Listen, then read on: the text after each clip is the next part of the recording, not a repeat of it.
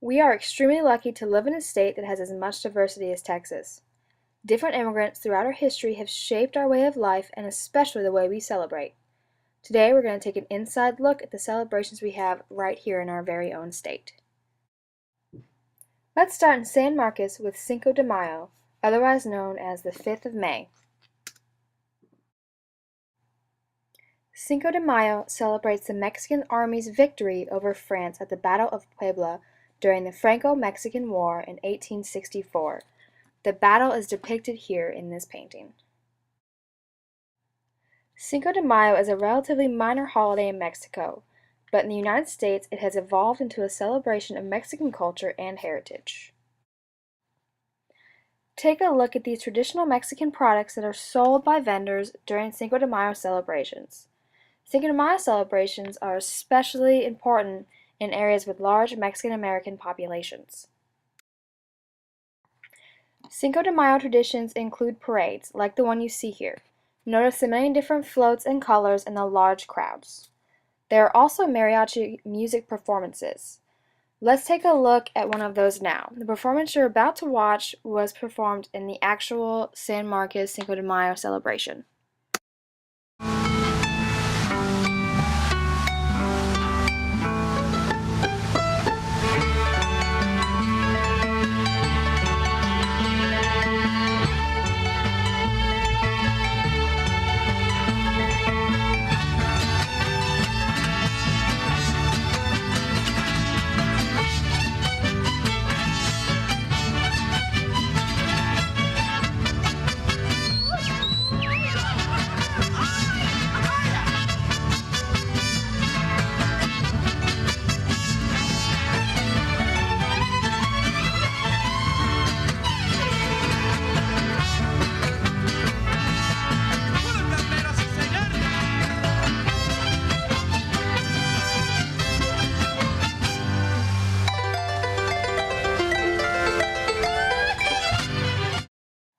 This music is not only extremely unique, but is also readily available at almost all Cinco de Mayo celebrations.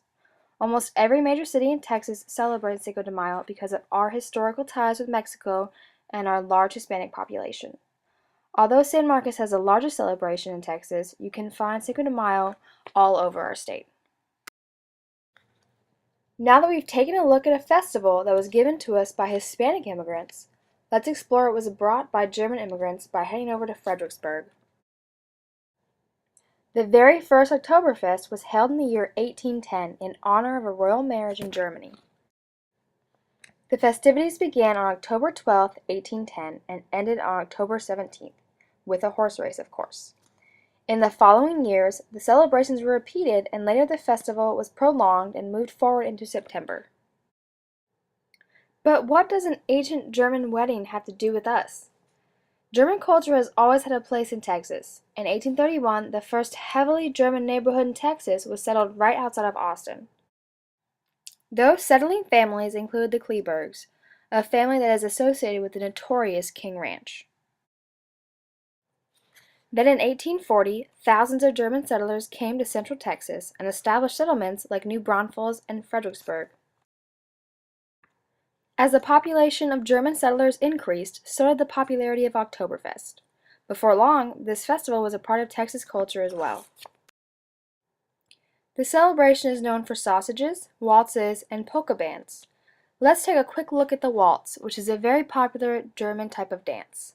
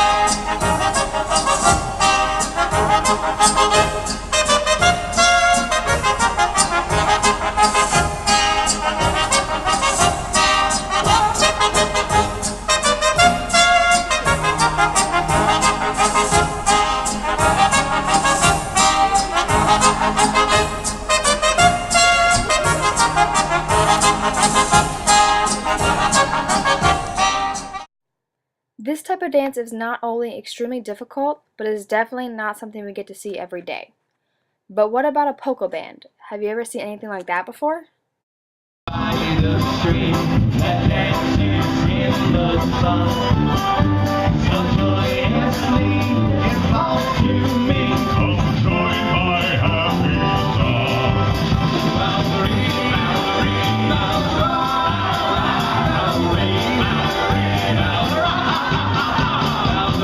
Valerie, my dancing on my back. Here she goes.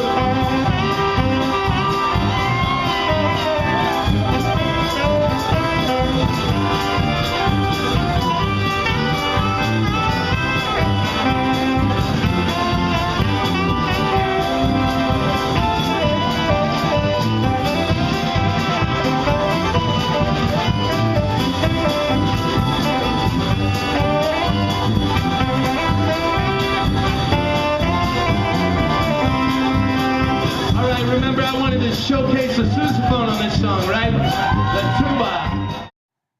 That type of music allows the audience to actually be involved with the song. Now that we've seen what Oktoberfest has to offer, let's look at where we can find one. The most popular festivals in Texas occur in New Braunfels and Fredericksburg, which are unsurprisingly the two cities originally settled by German immigrants. But those two cities are not the only Texas cities to host an Oktoberfest.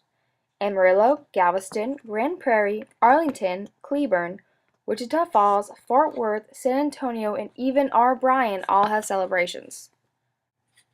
Now let's move on to a city that's outside of Houston, Pasadena. We're going to go and visit the Strawberry Festival. The Pasadena strawberries of Texas are famous for their size and sweetness, and they were the first big business in the city. As many as 28 train carloads of strawberries a day left Pasadena loading sheds going as far north as Chicago and Kansas City. These strawberries not only brought premium prices, but also earned Pasadena the coveted title of Strawberry Capital of the South. Strawberry festivals are not something that is particularly unique to Texas. Many regions that can grow beautiful strawberries have some kind of festival during that time of year. But the Texas Strawberry Festival was started in Pasadena in 1974 to celebrate San Jacinto Day. What seems to be a piece of pizza is actually one of the many different strawberry-themed food items they have at the fair. From strawberry shortcake to strawberry ice cream, they have basically everything. This particular piece is pastry phyllo dough with strawberries, cream, and powdered sugar on top. Today, with over 500 volunteers, the Pasadena Strawberry Festival continues to celebrate Pasadena's heritage. This 3-day annual event provides fun entertainment and the world's largest strawberry shortcake. As you can see here, the world's largest strawberry shortcake, Pasadena's claim to fame, is much larger than most people would have expected. It was HEB sponsored, and it took 20 hours to create. It's still absolutely one of the things that they pride their city on. Our last destination is to San Antonio, Texas. Fiesta San Antonio is a spring festival in San Antonio that has been held since 1891. The festival began as an event to honor the memory of the battles of the Alamo and San Jacinto.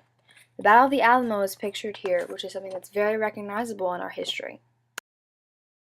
The battle shown here is San Jacinto. Women in San Antonio decorated carriages and bicycles with flowers, met in front of the Alamo and threw the blossoms at one another. This was the first ever Battle of the Flowers parade, which later became an annual event. Other activities were added to the flower parade, including balls and parties, as you're able to see here. This picture depicts the end of the Fiesta San Antonio ball. At the end, women are judged, and there is a winner that's decided that is Miss San Antonio for that year. They even have a carnival. There are multiple different kinds of parades. They have the Battle of the Flowers parade, which you saw earlier, which was on land, and they also have parades that are on the Riverwalk. What you see here is a floating parade raft. Fiesta is the city's biggest festival, and more than 100 events take place around the city. The flower parade today is more of a traditional parade. It is one of the only parades in the United States that is produced entirely by women. You've just seen some of the most famous and well-known festivals throughout Texas. Just remember that it's important to celebrate these festivals and our culture that has been molded by so many others.